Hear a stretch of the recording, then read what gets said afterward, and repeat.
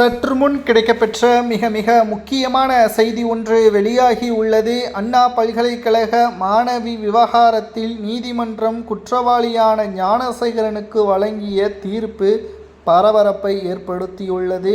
ஒட்டுமொத்த தமிழக மக்கள் எதிர்பார்த்து காத்து கொண்டிருந்த தீர்ப்பாக இருக்குமோ என்று காத்து கொண்டிருந்த நிலையில் திடீரென்று நீதிமன்றம் இவ்வாறான தீர்ப்பிற்கு அதிர்ச்சி அளிக்கும் விதமாக மாறியுள்ளது.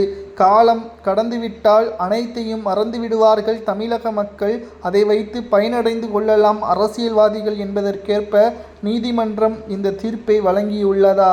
அதாவது சமீபத்தில் அண்ணா பல்கலைக்கழக மாணவி விவகாரம் அதிர்ச்சி சம்பவமாக மாறியது. சம்பவத்தின் மையப்புள்ளி என்று பார்க்கும் பொழுது சில மாதங்களுக்கு முன் அண்ணா பல்கலைக்கழக வளாகமே ஸ்தம்பிக்கும் வகையில் ஒரு கொடுஞ்செயல் அரங்கேறியது.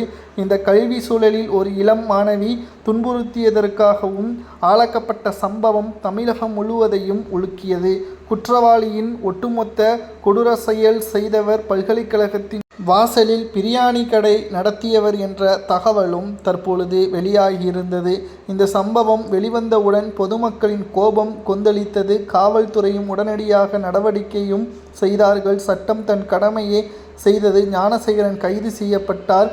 குண்டா சட்டம் மற்றும் அரசின் நடவடிக்கைக்கு எதிராக செயல்பட்டதன் காரணமாக அவர் மீது வழக்கு பதிவு செய்து குண்டாசில் அவரை சிறையில் அடைத்தார்கள்.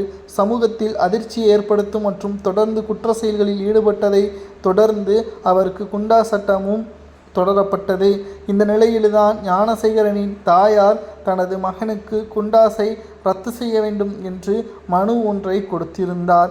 இந்த மனுவானது தொடர்ச்சியாக கொடுக்கப்பட்டதன் பெயரில் கருணையின் அடிப்படையில் ஞானசேகரனுக்கு குண்டாஸ் ரத்து செய்யப்பட்டதாக நேற்று நீதிமன்றம் தீர்ப்பை வழங்கியுள்ளது. ஆனால் பாதிக்கப்பட்ட பெண்ணிற்கு இதுவரை நியாயம் கிடைக்கவில்லை. ஞானசேகரனை தூண்டிவிட்ட அந்த சார் யார் என்பதும் இதுவரை தெரியவில்லை. அதற்கான தனி குழுவை அமைத்து கிட்டத்தட்ட 5 மாதங்களுக்கு மேல் ஆகிவிட்டது. பழையதை தமிழக மக்கள் மறந்து விடுவார்கள் புதிய பிரச்சனை வந்தால் என்பதற்கேற்ப தற்பொழுது அண்ணா பல்கலைக்கழக மாணவி விவகாரத்தில் யார் அந்த சார் என்ற தகவல் இன்று வரை தெரியவில்லை.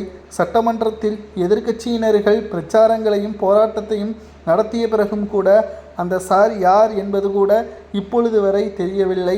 மேலும் ஞானசேகரனின் குண்டாஸ் ரத்து செய்யப்பட்டது. இன்னும் ஒரு சில மாதங்களில் அவன் சுதந்திரமாக வெளியே வருவான். அப்பொழுதும் தமிழக மக்கள் மறந்து விடுவார்கள்.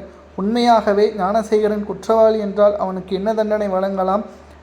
குண்டாஸ் ரத்து செய்யப்பட்டது சரியா தவறா என்பதையும் மறக்காம